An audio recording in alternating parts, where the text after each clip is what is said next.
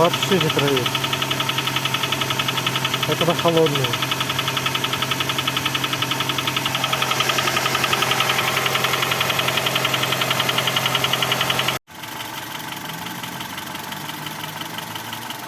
А это он прогрелся у меня.